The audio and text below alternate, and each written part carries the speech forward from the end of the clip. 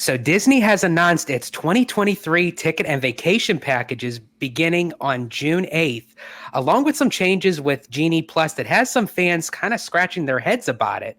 And we're going to dive into all of it coming up on Citrus Corner.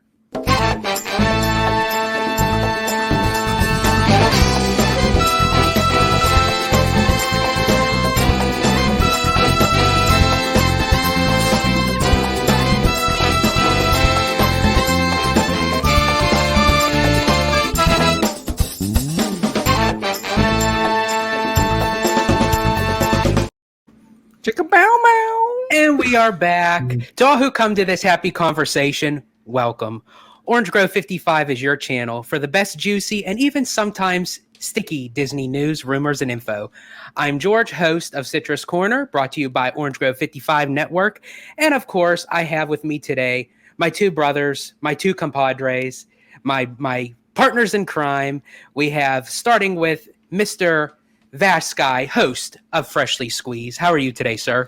Doing pretty good. These are some exciting topics to talk about. I'm happy to do it here on Citrus Corner. Haven't done one of these in a while, and the music's got me all giddy, so I'm really excited to start off. If you want to interact with me, you can do so at Vasky right there, just like it's spelled. And if you want to see me, well, it's going to be on the channel you're watching right now, Orange Grove 55 at Freshly Squeezed, your source for juicy news and info squeezed fresh right from the Grove. And as a Citrus Corner, with your magic bands that haven't quite come to Disneyland yet, we'll go ahead and play that sound right now. There you go, right there. And there we are. Wow, it takes me right back to home. And of course, this wouldn't all be put together. This wouldn't even be existing right about now if it wasn't for the OG of the channel, if you will, Mr. Orange Grove 55. How are you today, sir? I'm doing great, George. Mr. Family Man, thank you so much for having me today on Citrus Corner to talk some Walt Disney World, to talk some Genie Plus, vacation planning. It's going to be a great topic. Thank you so much, sir. Absolutely. Yeah, so I thought this was kind of interesting because me being a Walt Disney World kind of protege, so to speak, that I kind of follow through with all the news, like when ticket sales go on, when event parties, come about. And, we were all anticipating on those 2023 ticket and vacation packages. Well, Disney announced them for June 8th. And I thought that was kind of interesting because prior to that announcement, they announced certain changes coming to Genie Plus on the exact same date. So, and I thought that was kind of interesting to the fact that, you can no longer book Genie Plus ahead of your vacation. It's when you are actually there on property per day. So if you are going to Magic Kingdom on the day, that's the day that you can purchase Genie Plus for Magic Kingdom, Animal Kingdom, Epcot, etc. So I thought that was kind of interesting right before the 2023 packages came, because a lot of times, like with all the issues going on with Genie Plus right now, that people are able to book ahead of time. So they kind of already have like a mind space of, what they're doing before vacation. And it's like that last little straw of being able to prepare yourself before vacation is kind of no more. But at the same time, I can understand why Disney is doing it, because when you have so many people booking at once with this Genie Plus, there goes the pile up. So if people are actually physically going to a park and you're going to have this mass amount of people that are already have reservations for it, that's where the crowd control kind of gets a little bit unnerving, so to speak. But that's my personal opinion on it. I want to hear from you guys. I'll start with you, Mr. Orange Grove 55. Yeah, it's interesting because having to, at least the way it works at Disneyland for the longest time with the old school fast pass system, you had to be in the park to get your fast passes. I mean, you couldn't advance your fast. You couldn't pre-plan your fast passes 6 weeks in advance or anything like that. So it's kind of interesting that they're kind of going this route. It's kind of like I kind of feel like it's it's kind of like reverting back to the old system, where you enter the park and then you do your fast pass thing, right? As opposed to before, with the whole pre-planning thing. So that's kind of interesting. It's kind of like a nod to the old school in a way. I know a lot of people won't like that. I think there is some advantages to kind of having like that peace of mind, like weeks in advance, that, hey, you know what, I can kind of plan my attractions and everything like well in advance. But yeah, this feels much more like the old school system. You get into the park, then you can go ahead and start doing your fast passes or your lightning lanes or whatever it is, you know. So that's fascinating. Very, very fascinating. How about you, Mr. Freshly Squeezed?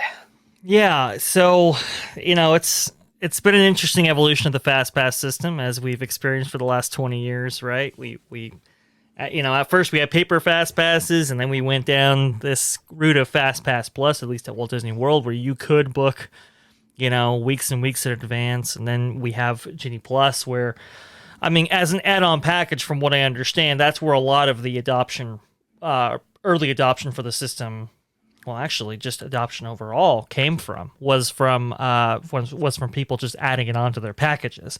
And, in comparison to Universal, where some of those things are included, like if you get Express Pass, your theme park admission is included, but when you separate it out, it's like a $60 or more upcharge, right?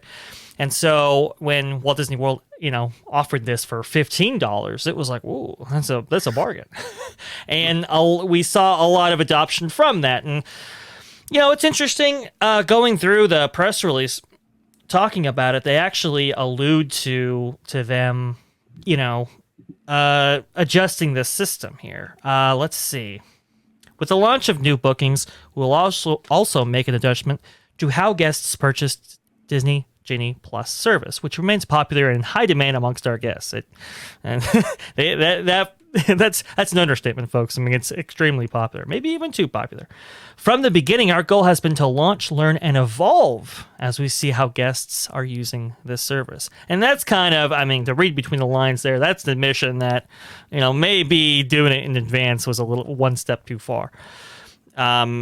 So them adjusting GENIE Plus in this way, making it so that you can only get it once you're actually, in the park via the app, and subject to availability, which they reiterate in this June 8th announcement here for 2023 tickets and so forth.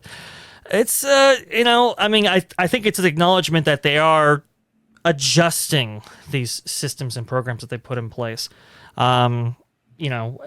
Based on guest feedback, for which if I understand it correctly, there's been a lot of. Yeah. No, and that's and in my opinion, that's great. I think that that's kind of what we want from Disney, is right. Yeah. We kind of want them to look at these systems.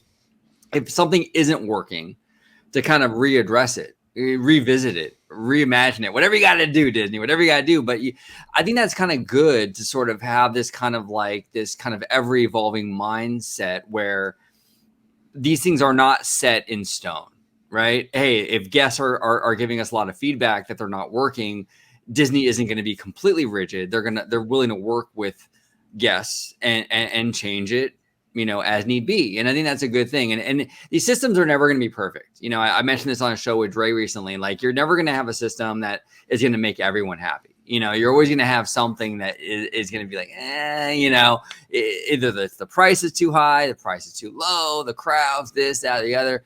I think Disney just kind of has to find that middle ground. It kind of makes the most sense, and that the majority of folks are having a good time. And I think if they can kind of find that middle ground, I think we'll be good, which is kind of funny. And it's kind of ironic because they actually had that middle ground when they had the old Fast Pass system. And then now we're kind of back in the same situation. Hey, you kind of fucking had it already. What are you doing? But hey, whatever, technology moves on. Everything's on the phone now. I get it. But I just feel it's a little bit frustrating because the old system seemed to work fine. But do you think... I've had this question for a long time now, and I've asked some people about it, and they seem to have mixed opinion on it. What do you guys think? Do you think they should have kept the old Fast Pass / Max Pass branding as just sort of, just to kind of introduce it to consumers in kind of a format that they maybe have previously understood or understand? Or do you think they rebranded it not only to show off that they were going in a new direction, but also that it wasn't a free product anymore, that it was a paid product, and they wanted to give. I think that was the only reason why they did. I think if it wasn't for that, otherwise they would have just kept it as Fast Pass or Max Pass or Fast Pass Plus or whatever. I think they had to get away from, because everyone knew when you mentioned Fast Pass, it was a free add-on to your vacation or your ticket. So I think if they would have kept it at that, that would have been an even bigger. I mean, we're talking about lawsuits now. I mean, people would have just been going nuts in the sense of saying, "Oh, well, you're calling it Fast Pass and you're keeping it the same name, but you're charging us for it." Yada yada yada. Blah, blah, blah, blah, blah, blah, blah, blah.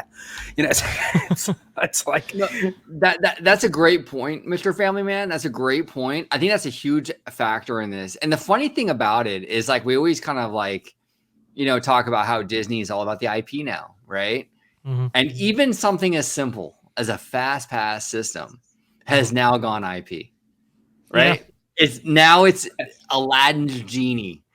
They couldn't. That was like the one thing that wasn't like an IP, and now it's an IP. I just find that funny. I find that very funny. Yeah, and isn't Lightning Lane based a little bit off of Lightning McQueen? Lightning McQueen, right? Yeah. Lightning McQueen. So it's kind of that dual branding. Should have been. I always think that it should have been Wishes, right? And some more consistent branding with the whole thing. But and even look at the annual passes. You have the Incredipass, you have the Sorcerer Pass, you have the Pixie Dust Pass. It's like funny. It was fine just as like annual pass, signature pass. It's like.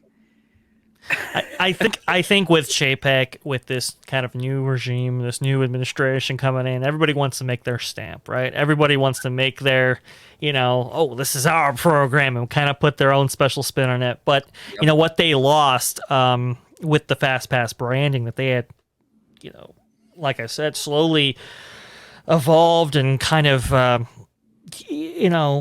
had a pre-trained market. To kind of accept what that was over 20 years and just kind of throw that out, I think was a little bit of a mistake.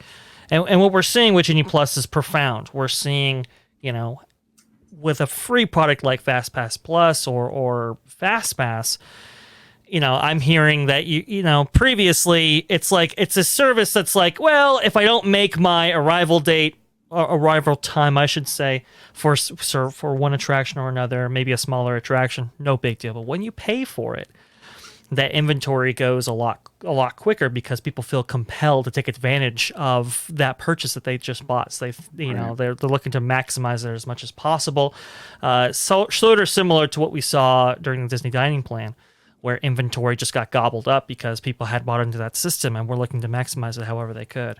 There definitely been some growing pains, and it's interesting that this, kind of press release on a Disney Parks blog actually acknowledges that it's kind of a slowly ever evolving process. Unfortunately, they had to do it at the expense of many people's vacations, which I'm not super thrilled about, but at least they're listening, and at least they're kind of taking all this data, this operational data and the survey feedback data, and adjusting, as they go along.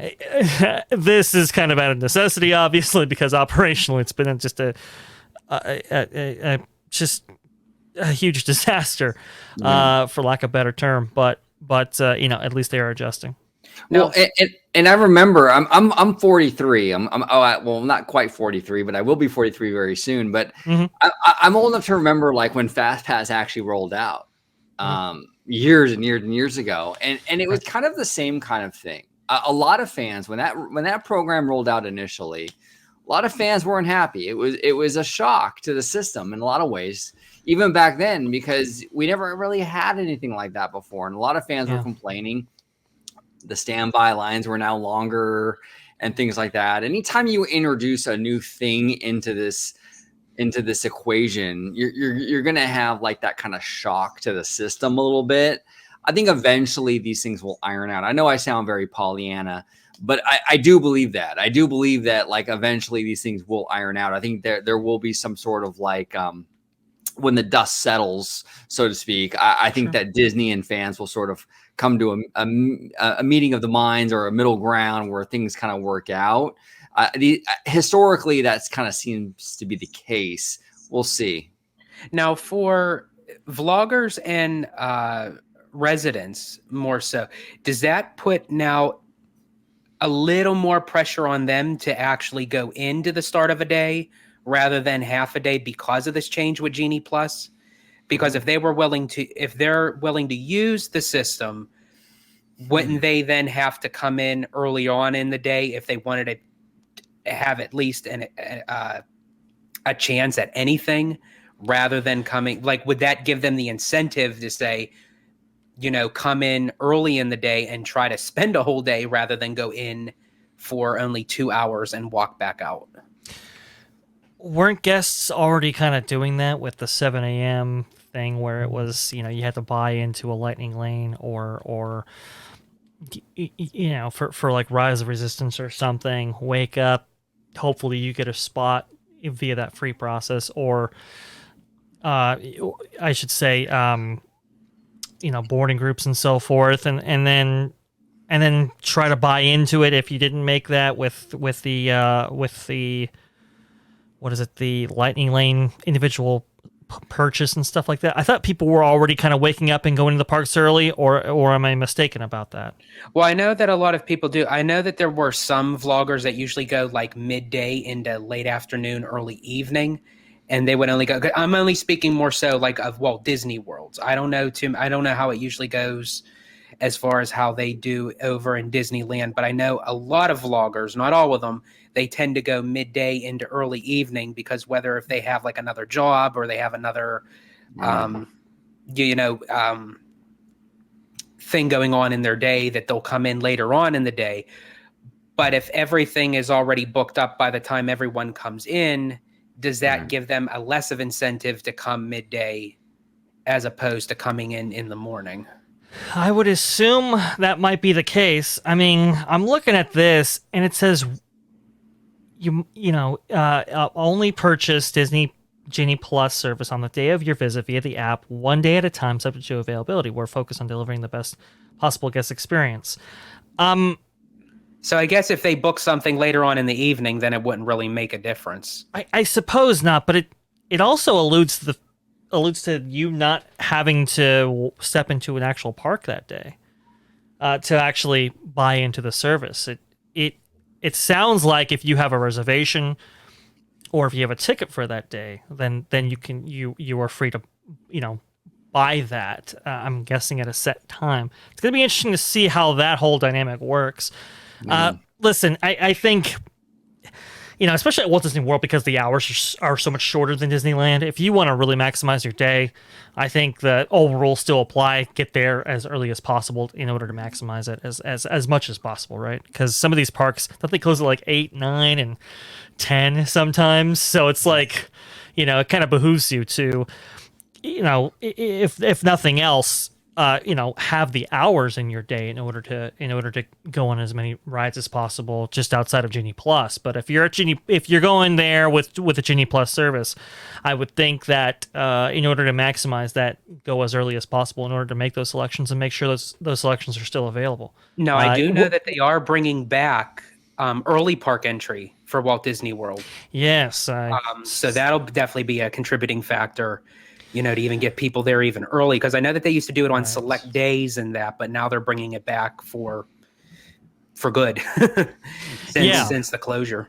And that's a huge incentive to actually stay on property as well. I mean, that's a big thing. It's a big selling point, for some of, even those value rooms to stay on property, to get that perk. It's a big deal. And it's going to be interesting to see how it works with GENIE Plus on that as well. It's going to be also interesting to see, how much they cap GENIE Plus purchases and how that might interact with the availability of attractions going forward. Because obviously, if 50% of your daily park guests are on the service, well, then those bookings for those attractions are going to go very quickly. Whereas if you limit it down to 25%, now you've just cut that down in half, and you've got to, potentially double the capacity in order to facilitate any GENIE Plus reservations. So it's going to be fascinating. It's going to be fascinating to see, how this all kind of shakes out. But if you're going to Walt Disney World, I'd still think the old rules apply until people can actually document their experience and give feedback on what best practice is. But I would assume that the old rules still apply. It's interesting. Did we see that Cosmic Rewind, in terms of the virtual queue, they were going to offer 3 times in which you can actually try for a virtual queue. They You are. see that? Wow. That was, I thought, was very interesting because it's supposed to be. What were the? It was 7 a.m. It was 7 6 a.m., Was it 6 p.m.? 6 p.m. That was the third one, That's the but I think third there was like a noon one There as was well. there was or one in the middle. It was 7, 2, and 6. I think it was.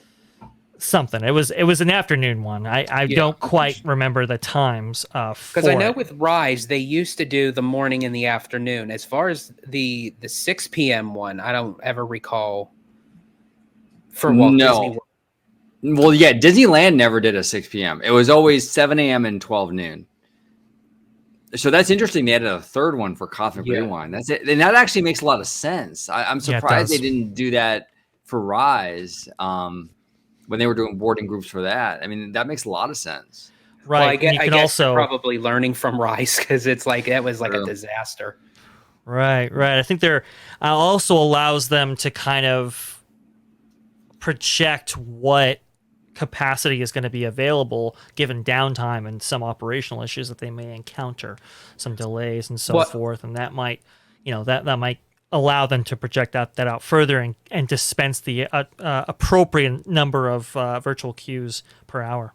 Well, and I think also too the location of Cosmic Rewind as well. It's at Epcot where there's not already a lot of attractions to do. So 9 out of 10 right now, people who are going to Epcot want to ride this ride. So it's like if they don't get a virtual queue placement for this attraction, they're pretty much just going to, maybe walk around World Showcase, go on Frozen, go on Ratatouille, and then leave, So their main goal is try to get as many people in this park and try to get them to stay as long as they possibly can by giving them a more stronger chance at riding this ride. That actually makes me feel a whole lot better, especially because we're going to Epcot twice during this upcoming trip.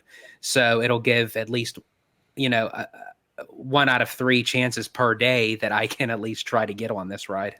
Speaking of Ratatouille, they're also taking that off the virtual queue system pretty early, so you won't have that competition between attractions. Far sooner than I thought that they would. That's a very interesting thing as well. Yeah. Well, and I guess because and that might cause a lot of backup too between the virtual queues if you have 2 major attractions in one. So I'm glad Disney is trying to see where all the kinks would be, and trying to work them up before they actually open up the virtual queue for Cosmic Rewind. No, yeah, 100%. Yeah, and like I said, like this is all encouraging that they're constantly going into these systems or programs or whatever and kind of reworking and adjusting, like with Cosmic Rewind, adding that third option right at 6 p.m. I mean, all these things are encouraging. You want to have that.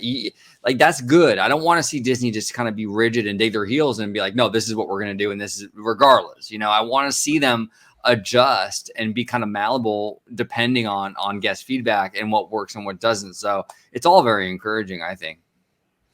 Yeah, I would agree with that. It is very encouraging to kind of see them, evolve their systems out. Like I said, I mean, usually you would do this over an extended period of time, like 10 years to debut systems like this and kind of get a fine-tuned system in place. Maybe start out small, enlarge, stuff like that in order to control, kind of for all these things. Disney was put in a position where they were attempting to do all this stuff at once in a very short period of time, and they may have gotten a little bit over their skis, as we like to say, right? Gotten into trouble. So I like to see them that they're not just sticking to it, that they are evolving. It's also interesting to note too, talking about Cosmic Rewind and new attractions getting virtual queues, which we do believe that Tron will get its own virtual queue when it comes up. But I'm hearing from a couple of sources that pretty good chance it might open at the end of this year. I can't give out any more details than that, but pretty good chance by the end of the year that thing will be up. And so it'll be interesting to see how that shifts the center of gravity as well. Yeah, because you and I were having a nice little texting conversation last night about it, right. And and this was a big contributing factor as to why I was even contemplating on keeping my annual pass. And I think this is a very good incentive that if, this rumor is true or the speculation is true, then I am all for keeping my annual pass for another year, because I think honestly with Tron, I think not only do they need a virtual queue, I think they're going to need a virtual zip code, in order to get people, in the line. And especially, I'm very curious to see how they're going to wind up doing that. Especially with Space Mountain right next door. Yeah. So that's going to be very interesting.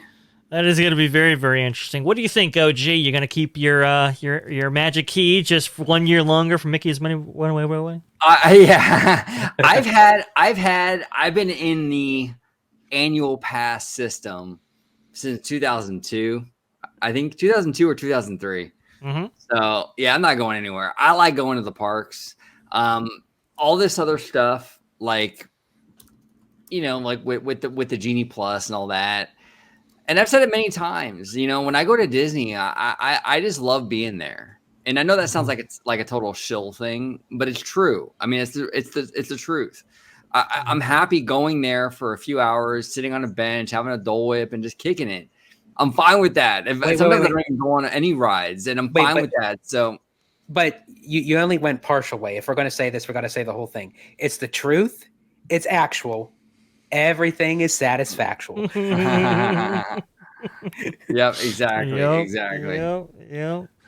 But I do have to ask you, fellas, with the 2023 tickets and packages coming out for Walt Disney World, I know you guys are more the Disneyland buffs out there in California, but just in your own opinion, do you see a price increase with these 2023 packages and tickets? If you do you see it a significant jump, minor jump? Do you think it's going to stay the same? Like, what are your thoughts when you think about it? I don't think we're going to. Well, I mean, we might see a jump. I don't think it'll be significant, though. I think a lot, like even Chapek said, a lot of the reservation system is actually mitigating some of these price hikes, because they're able to maintain the cost, the operational cost, by being able to know who's going to be in the parks on any given day. So, the X number of people will be in the park tomorrow, so they know how many casts they need for tomorrow, right? It's a cost saving kind of thing. So I don't think we'll see major significant hikes. I really don't. Now, will we see hikes? Yeah, we might, but I don't think they'll be significant. I really don't. Look, we're, I'm seeing headlines of potentially $6 in, $6 average gasoline prices. I'm hearing the Fed talking about increasing, interest rates 5%.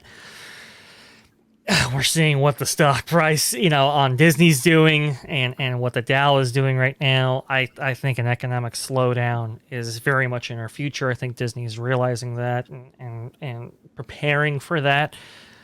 I wouldn't count on them aggressively increasing prices. Let's just be honest. Had economic conditions been somewhat different, I mean, maybe I can see them being really bullish on aggressive price increases, but I really don't see that. I think Chapek, when he mentioned that, I think he was talking about inflation too, and the prospect of a recession coming. I think he said that for a reason, that they could better contain costs, utilizing some of the microtransactions that they've right. Placed in the actual parks, getting that per cap or per person spending up, right. And like OG said, controlling who actually goes in there. They're getting better at that, and that's allowing them to contain costs and not have to rely on constant price increases for admission and so forth. So I think the increases are going to come in food. They're going to come in other places where, inflation's just going to hurt them. Christine Waistline's McCarthy, part of the Waistline's comment came from, reducing the portions of food. And I think we'll see that trend continue. But as far as aggressive price increases, I'm not really thinking so. In fact, I actually predict, just like we saw in 2008, I think we'll see major discounting. I think we'll see, promotional offers and vacation packages done at to bring better value. Hey, book by this date, get 25% off, kind of thing. I think we'll see that. As far as aggressive price increases, I don't think we'll see that. I think we will see price increases. I just don't think they'll be huge. Right. Okay. Right. And that's kind of like, and this is the thing too, is like, over the years being involved in this fandom for so long, I've seen a lot of fans upset. Like every year when they would raise the annual pass thing or raise the ticket prices, I would hear fans say, well, isn't there any other way that Disney can kind of do this without having to raise prices? Now Disney has found a way, right? They found a way to kind of do this without raising prices, or at least significantly, right? Yeah. And then the fans are still complaining. Oh, well, I don't want that either. It's like, well, what do you want? I mean, you can't have, like, and I said this so many times, you can't have it always. You can't have, rock bottom prices, but when you get there, no one's there, right? Yeah. You get on every ride 10 minutes. There's no lines. There's no crowd. It's just not feasible. It's not realistic. And as fans, I think a lot of fans need to just kind of come to terms with the idea that, like, you're going to have to give up something.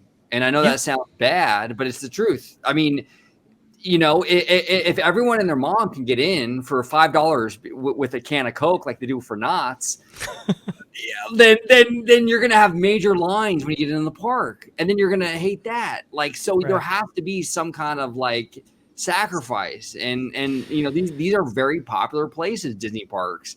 And like, we're all into it, and there's millions of other people that are all into it too. And when millions of other people are trying to get into the same place, there's going to be problems logistically.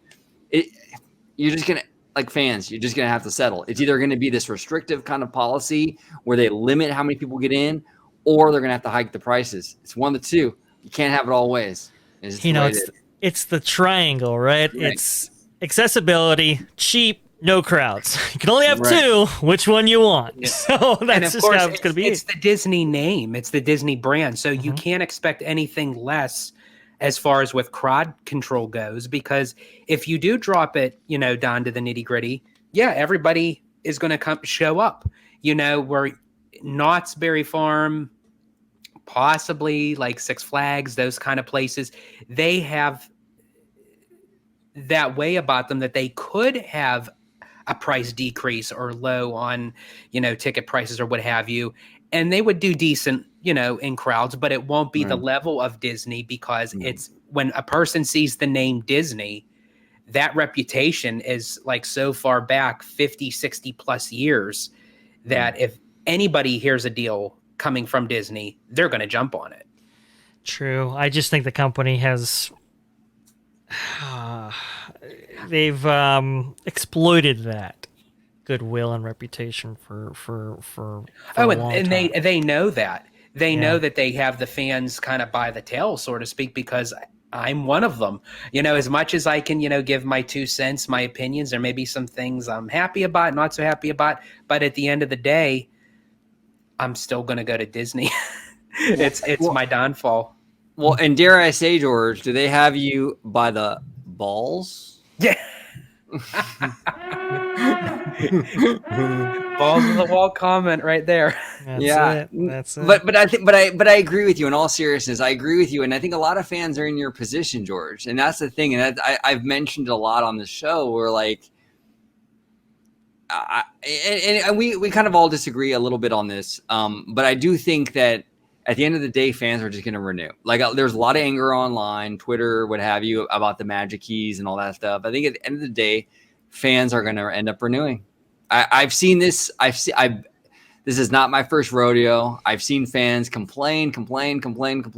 Maybe this time will be different. Maybe this will be the time that it's different. I don't know. I have my doubts. I really, really do. We'll see.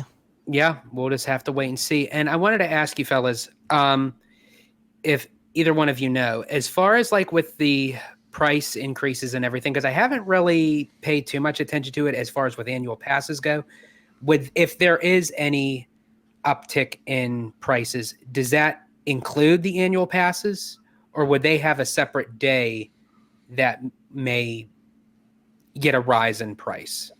Historically, they've always done it at the same time. Okay. It will increase tickets and increase the price of any annual pass program that they have, whether it be Magic Key or Walt Disney World's case annual passes. But maybe they do it differently this year. Maybe looking at the system. I mean, we're seeing adjustments to their systems when it comes to like Genie Plus, right? And we've heard tell of altering systems when it comes to reservations.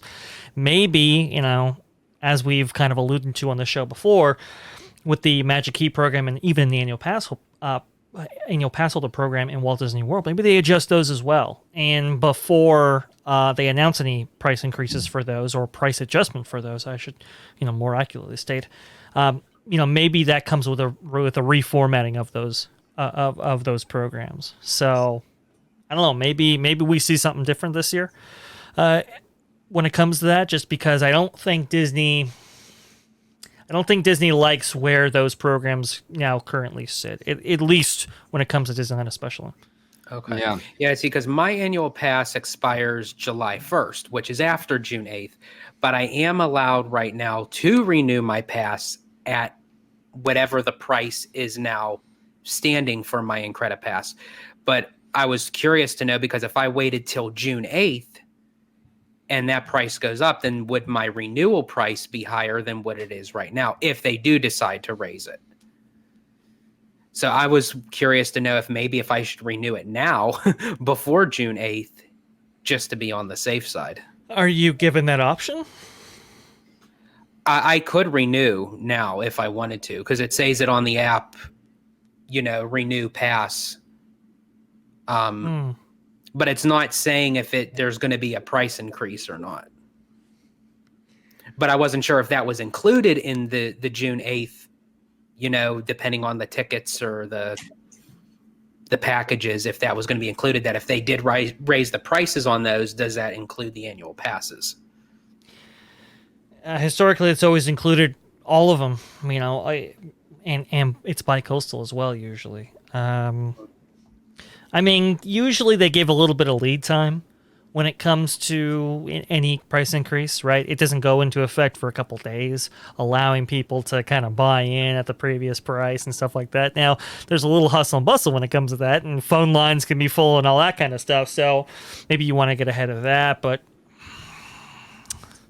it's interesting. Would they announce a price increase, on the eve of summer? It's an interesting possibility. I don't know. Maybe, George, that's what you do. Yeah. And usually, I say this before many times, I usually know my way around Disney. Like, I usually know like how they think, how they strategize, how they do things. It's like now it's like anything is like no holds bar. Yeah. Like something could change like at the click of a finger. And it's like, whoa, okay. You have to be on your toes a little bit. You do. And it speaks to the flexibility that Chapek has afforded the company. The kind of dynamic that they've looked for a long time. This kind of nimbleness, so to speak, right? The ability to kind of change on the fly and adjust to market conditions and market forces and so forth. That's what they wanted for a long time, and that's what they're doing. They always zig when they think they're going to zag. It's kind of hard to get a rate on them, but this is the modern Disney company. Yeah, no, and I think, Dre, we had this conversation on the phone a few days ago where like it's really been surprising. They've done a lot of stuff that like you think like, wow, I didn't expect that. They're adding pyro to like, happily ever after and things like that. I'm like, that would be a move I would never predict. I would think that they would be really firm on that. It's expensive. Not happily ever after. I'm sorry. Enchantment. Who cares? Yeah. Florida fans wish it was happily ever after. But no, it's Enchantment. But they're adding more pyro to the end of that show and stuff. And that's something that I never in a million years would have thought they would have done. That's a cost saving measure. I didn't think they would do that. And here we are, So they do throw a lot of curveballs. And it's weird. It's weird. Like it's just stuff you wouldn't think. It's really strange. Previously, the relationship that we've had with the company has always been kind of Perhaps you think you're being treated unfairly. It's a little like, oh, do you feel that you're getting not getting the deal that you wanted. Okay, let's give you less. But, I like to see the company giving more. I like to see the company kind of reevaluating all their options and their experiences and kind of, adjusting to the point where, hey, let's give them a little bit better of an experience. Let's, get the red cart trolley back kind of thing. Let's, get some more pyro in this show. It is encouraging to see on that level. And, hopefully that trend continues. We'll see. I mean, like I said, with this kind of incoming recession, so to speak, and it's got a lot of people concerned, I think Disney's going to have to be a little bit creative, getting people to walk through the door without having to pour out a bunch of CapEx in order to do so. So maybe we see that in the form of new entertainment offerings. Maybe we see that in the form of discounting and so forth. I think it's going to be interesting, and Chapek has laid the groundwork in order for the Disney company to be able to react to market conditions accordingly. Yeah. Smart move. You want to have that flexibility. You want to be lean. You want to be nimble. You want to be able to react. You want to be able to. Now, look, there is a downside to that, though. I mean, to be honest, sure. I mean, it's good to be able to react to market conditions, but at the same time, you don't want to be too reactive. You just sort of want to set trends. You don't want to necessarily be following trends. So there is a slippery slope with that. Sure. But overall, I think it's good. Overall, I think it's good to be able to react and not be. Look, we've had this problem with Imagineering for years. It's like the Titanic trying to turn this thing around or trying to do anything. It takes years and years and years. Or Universal, that they can get things like greenlit and built very fast. So I think that what's the word for it? That being able to react and kind of shift course on a dime or on a faster dime is advantageous to Disney, and I think they should be doing stuff like that more than they have in the past. Because in the past, they were way too slow to react. Way too slow to react. I think it was smart on Chapek's move to kind of create an environment where they can respond much quicker than they have. I think it's good. Just don't go too far with it. That's all. Right. I would agree with that, because that reaction, especially when it has some vitriol behind it, has gotten them into trouble. Scarlett Johansson, HP 1507, being the most recent examples. But there were some smaller stories that I kind of wanted to include in this show, if you don't mind here. No, but switch. Oh, go ahead. No, but before you do that, I do have to get going. But sure. I'm gonna let you guys continue the party. Keep the party going, baby. Let's go. But I will be taking off because I am on my lunch break. But I want to thank George again so much for having me on Citrus Corner, sir. It was thank you for joining us, and behave in that multiverse. Yeah, I will definitely. Yeah, and Dre, brother, thank you, sir. As always, we love you, and I will see you guys next time. You got it. Take care, guys. Take care. Just some smaller stories, won't keep you long. A couple things. One is I was looking into this Magic Key lawsuit, and I actually got a name for the judge. Now, judges can be very consequential to a case like this. You want to know their background, you want to know their history, you want to know how they presided over other cases, you want to know even who they're appointed by, because all those things factor in on what their decisions might be. As we know that that federal judge allowed the case to actually go through. Based on its most purposeful merits, so to speak, right? There were some other ancillary issues that he dismissed, but he said the following just to kind of catch people up.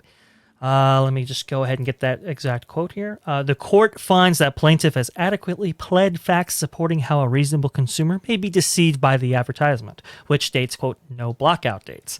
Plaintiff argues that ordinary consumers generally understand blockout dates to be, quote, dates when tickets, credits, passes, or rewards cannot be used. So, that blockout language, unfortunately, that they tacked on, that's gotten them into trouble. But this judge, he's the Honorable David O. Carter, assumed office in 1998, Bill Clinton appointee, and he now is in the United States District Judge of the United States District Court for the Central District of California. I was looking at his kind of history. Apparently, he has awarded judgments towards consumers when, suing big corporations, big companies. So watch out for that. he seems to be reasonably fair, but just watch out for that kind of stuff. And if I was Disney, I'd be looking to for a settlement in all likelihood. But we'll see. We'll keep our ears close to the floor, close to Disney World, just to see what's going on there. Then the second story, I kind of wanted to talk to you, George, a little bit about it. Looks like Pirates of the Caribbean over at Disneyland is going to be coming back on July 1st. I don't know if you saw that or not. No, I didn't. So it figures after the fact that I'm already gone. Yeah. And we are meeting up with George there, and I was hoping to get one last ride on Pirates of the Caribbean, but alas, I guess we'll have to just save that for next time. But I thought it was interesting that they wouldn't have that big attraction up by the time Fantasmic is actually back, or before the major summer season kicks off. It looks like Do you think that it was their fear of, because they know with Fantasmic just coming back and how many people have been anticipating that show coming back, that they feel that now is the construction all done over there as far as like the walking path? So that's not even done yet. It's not even done. So the major walking paths that provide a link between Adventureland and Critter Country are pretty much all done. There are some smaller paths within New Orleans Square and even outside of Riverbell Terrace that they're currently working on right now.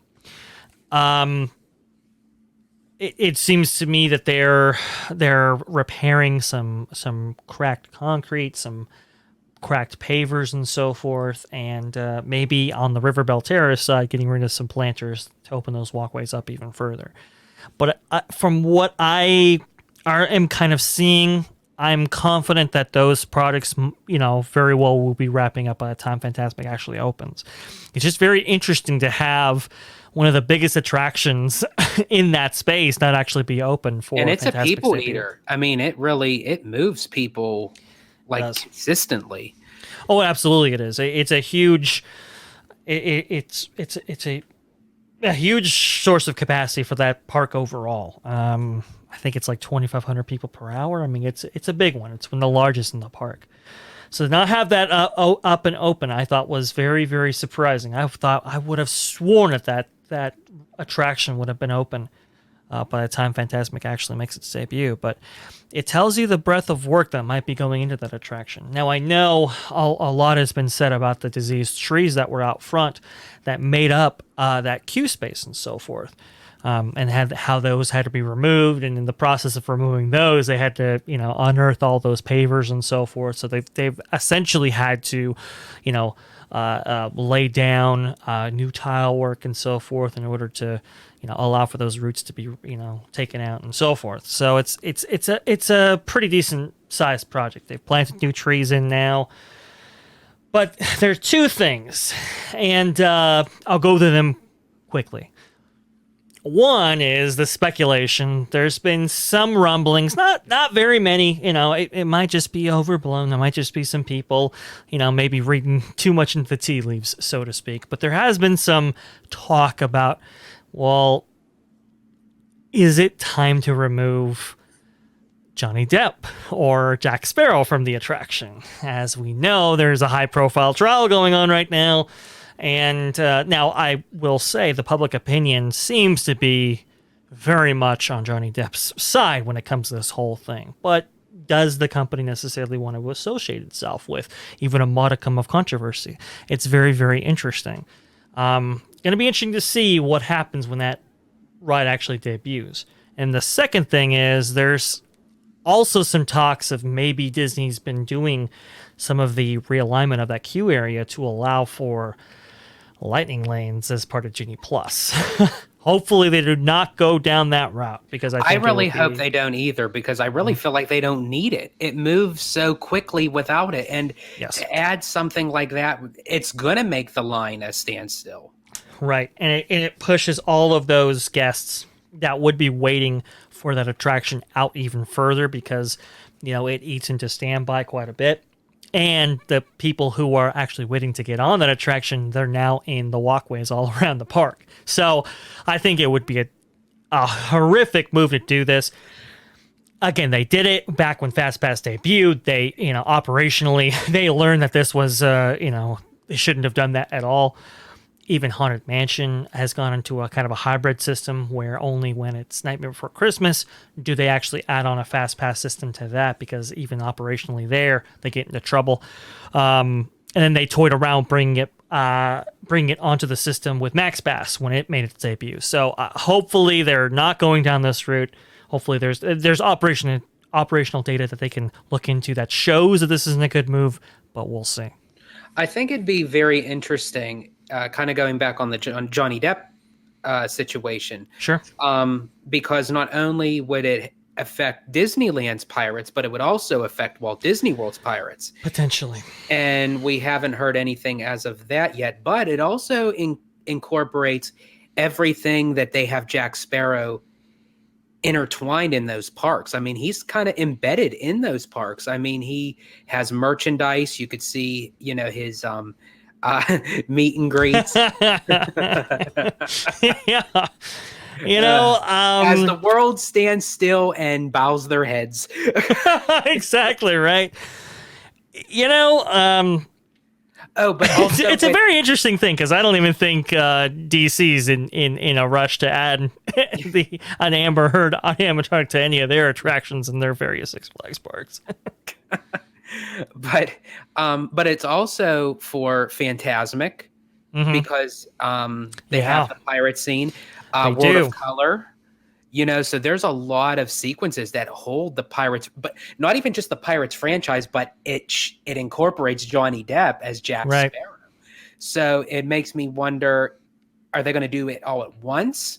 Or is this going to be the starting point by little that they're just going to kind of remove that character? It's possible. Look, we have heard a lot about some of the updates coming to Fantasmic over there in Walt Disney World, right?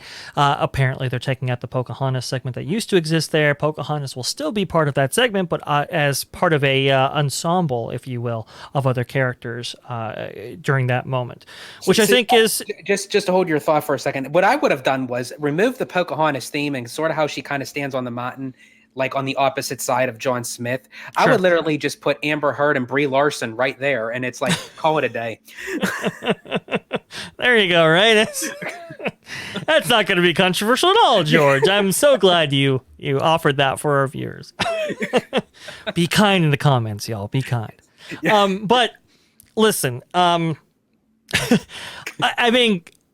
we've seen alterations to that segment. Well, where that segment exists in our version of Fantasmic that we really haven't heard much about, we haven't heard much of the changes that are coming to our Fantasmic, if any, is with that Jack Sparrow segment, is with the Pirates of the Caribbean segment. So, maybe what happens with Fantasmic when it opens, I believe on May 28th, if I'm not mistaken. Yes, May 28th. When that makes its debut, maybe we have a little more insight in whether or not they're going to stick behind the Jack Sparrow character. If we see that show debut over at Disneyland and that segment is in place, or maybe if it's not in place, maybe we could forecast what the direction for the company is regarding this character from that. So we'll see. Look, I'm not saying that these are the loudest rumors on earth. Right. They're not. But if worse comes has to been worse, speculated. They could always go back to the Peter Pan sequence. I wouldn't be too upset about that. And a lot of people are kind of with you, George. A lot of people feel like it's like, bring back the Peter Pan segment. If you're not going to change the show in any other way, at least bring that back. So there's been a cry for that too. It's going to be very, very interesting to see. But like I said, folks, whatever they do with Fantasmic might have implications for the Jack Sparrow character overall as it relates to Pirates of the Caribbean, the attraction, and other iterations, as George astutely points out.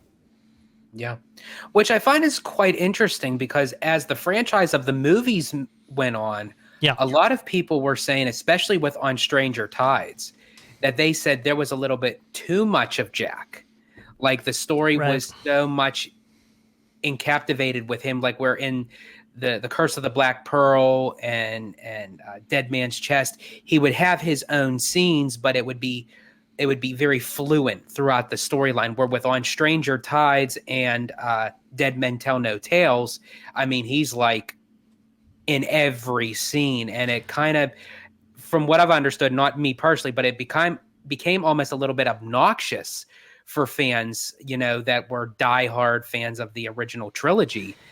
And it just kind of makes me wonder, has Jack really overstayed his welcome as far as having too much presence in the park? Maybe. I mean, some of the litigation that we're seeing in that court case in Virginia involving Johnny Depp and the Jack Sparrow character has a role in that. Some of the litigation is about that, whether or not Disney was severing ties with him already, or whether or not it was surrounding the controversies associated with Johnny Depp himself. It's an interesting idea. Look, I always felt that Jack Sparrow was best as like a supporting character, right? Not unlike Han Solo, how he's strewn throughout the original trilogy. I kind of felt that same way with Jack Sparrow, that he's good in bites, but as a main course, unless you handle him very, very carefully, he can be a little too much, Savi, that kind of stuff, right? So, we'll see. Look, looking at the public reaction for Johnny Depp during this whole trial, it's very, very clear that the popular support is with Johnny Depp in this over Amber Heard, and we've kind of seen how this plays out here on social media. I think the hashtag Justice for Johnny, it had like 1.2 billion retweets or mentions and so forth on Twitter. That was the last time I checked. It could be much more than that. Whereas the Justice for Amber Heard hashtag only had like 600,000. So it is indicative of how people might feel surrounding these two actors. And maybe, I think DC has said this, where they're kind of waiting for how the case actually plays out. And that will kind of set the course on what they might do with Aquaman 2 and that character, Amber Heard's character, going forward. Maybe Disney's in the same position, where they're kind of thinking, hey, let's see how this case actually shakes out before we determine what to do with this Jack Sparrow character, who has been, not only beloved, but so intertwined with our parks and resorts products. So, maybe it's a little bit of that. I will say Johnny Depp himself has said, I'm not coming back if Disney had $3 million to give me and 1 million alpacas, and somebody actually showed up at the Goat House with an alpaca. I thought that was kind of funny. Yes. Look, I think if Disney's smart, they'll pursue this. But also too, they have enough controversies over their belt, on their belt right now. Currently, do they necessarily want to take this risk? Yeah. Probably not, and that's unfortunate. Yeah. Yeah, exactly. Where's the rum gone? Yeah. Hashtag rum. I like it. Yeah. We'll see. Hey, look, the Pirates of the Caribbean franchise was very, very successful for Disney, and I think that I don't think they're against dipping back into that well. It's just the path going forward is going to be interesting to see. Yeah, because Disney has been under scrutiny, of not even just what they're doing, but also what they're not doing, with that side of the public. So they also have to be careful too that they're kind of becking the call of what the public is actually saying about them by cutting everything that is considered quote unquote not appropriate. So it's like you have to kind of waver both sides, to make sure. Now, do I feel like if they were to have done something with the character, possibly remove him because of just kind of like keeping up with the storyline and maybe like changing it up a bit, so we don't see the same thing, that I can understand. But like every time you make a change because of current events, that's where I feel like Disney is kind of leaning more towards the outside society and politics and what have you. And I just wish that they wouldn't do that in that manner. If they wanted to change something, that's fine, but have a specific purpose as to why you're changing it, not just to try to appease a certain amount of crowd. Yeah, we all wish that these decisions were creatively driven but unfortunately, a lot of times we learn that they aren't. And it's the real world creeping in, and we never like that. At the same time, I can kind of understand they're a corporation. Obviously, there are changing politics that take place, and that changes public perception on those things and so forth. And sometimes Disney has to be amenable to that. But I agree with you.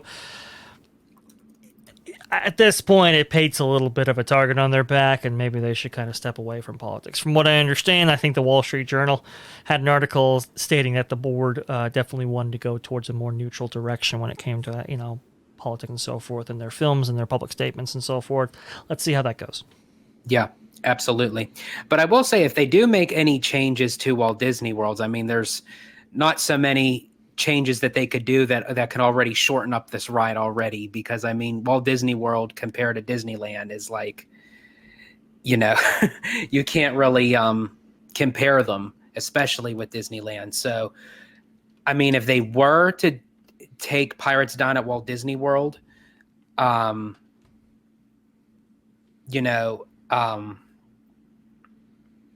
that change, for that purpose, I were to think that possibly they would want to add some scenes in there as well, if they possibly could do it. Because I mean, to take something out less than what they already have, right? I think would really be detrimental to the ride itself. I think so. There is a fandom that likes the Jack Sparrow inclusion in the Pirates of the Caribbean. There's a fandom that doesn't, and I mean, I'm sympathetic to that. People say it changes the ride, right? Where it's not only a journey through space now, it's a journey through time, which it kind of always was if you looked at it. But that the Jack Sparrow character, his inclusion is a little bit distracting to some of the scenes that were carefully created, in a certain way. And with a certain intent, right, by Mark Davis and Claude Coates and those great Imagineers, right, like Satenzio and so forth, and that Jack Sparrow kind of cheapens it a little bit. Like, I get it, I understand. I'm more of a kind of opinion with you, George. If there's a kind of a creatively driven reason to change something and to alter something, first of all, please make it better than what was, which, I don't know, with Pirates of the Caribbean, it's like the Mona Lisa, right? It's like, it's perfect. Don't touch this thing. But if you do, at least make it better. But like I said, earlier, if it's a politically driven situation, that's where it gets a little messy and a little hairy. So we'll see how this goes. It's kind of a developing story. Like I said, I mean, there's not a lot of fervor for it. There's not a lot of, mention of it, in the rumor mill and so forth, but it's just something that people have been speculating about. I thought it was interesting to share here. Absolutely. And I do have to make a minor note here, because earlier on we were talking about like the differences between the Disney parks, and I mentioned Six Flags, and we were talking about Knott's Berry Farm. Well, speaking of Knott's Berry Farm, our buddy and friend of the channel, Mr. Theme Park Casual, had just released a video on his take of a new attraction that's going to be possibly placed in Knott's Berry Farm. And, he gives great renderings, and his opinion is so valuable to what he's talking about. And definitely, we're going to leave a link down below in the description. Definitely give this video a check out. Subscribe to his channel. He's a dear friend of ours and a friend of the channel. So I definitely wanted to give that shout out to him as well. Absolutely. It's his first video, his first foray into it. Apparently he was inspired by what he saw here, and which is amazing, to be the inspiration to somebody, or to be part of an inspiration for somebody, I should say, as part of the OG55 family. That's a really great honor and a great thing. Like George said, he's supported us for a long, long time. He's always encouraged us. It's nice to give back, all we can. So, yeah, exactly. A friend of the channel for sure. We really want to have him back for that Fantasmic discussion, yes, which is coming up, by the way. Fantasmic will make its debut in about 8 days from when this is recorded, right? And so that'll be really, really fun to have him back on and talk about that. He's just a lot of fun. But please, after this video is over, folks, please go visit his channel, give him a watch. He really does do a great job, especially with Knott's Berry Farm, which is a park that not a lot of people talk about. And his renderings on this new attraction, like George alluded to. I think it's really, really fun. So please go ahead and give them a watch. Absolutely. And of course, who knows, with Fantasmic coming back online, we may be doing a 1.0 versus 2.0 versus 3.0. So, hey, could happen. Could happen. That's why we're holding back on it. yes, absolutely. But we look forward to having him back on the channel with more in-depth conversation on that. And, moving forward, that's all we could do. That's what Walt always said, is you just keep moving forward and, hope for the best. Yeah, hope for the best, and I think there are good things to come. And it's nice to see that people are inspired by it and are creating content about it. So yeah, I mean, a good friend, Theme Park Casual. Thank you so much for shouting us out so many times. Feels nice to give back. But we'll wrap it up here for you guys. Like I said, you can find me if you want to, interact with me at Vashguy. It's right down there, just Twitter, just like it's spelled right there. And if you want to see me, well, it's going to be on Orange Go 55, the channel you're watching right now. At Freshly Squeezed, your source for juicy news and info, squeezed fresh right from the Grove. So that is where you can find me. Hit the little magic band a little bit. There you go. There we go. And of course, I'm George, the Disney Family Man 23. You can find me on YouTube at my channel, Disney Family Man 23. You could also interact with me on Twitter at Disney George. And of course, of what you're watching right now, there's no need for introduction there. I'm part of Orange Grove 55's channel with Citrus Corner. And there we go. And I want to thank you all for watching. Please like, comment, subscribe down below. And again, give Mr. Theme Park Casual a look-see. He's a, as I said, dear friend of the channel, and looking forward to many more videos to come for his channel as well. So until next time, y'all have a magical day.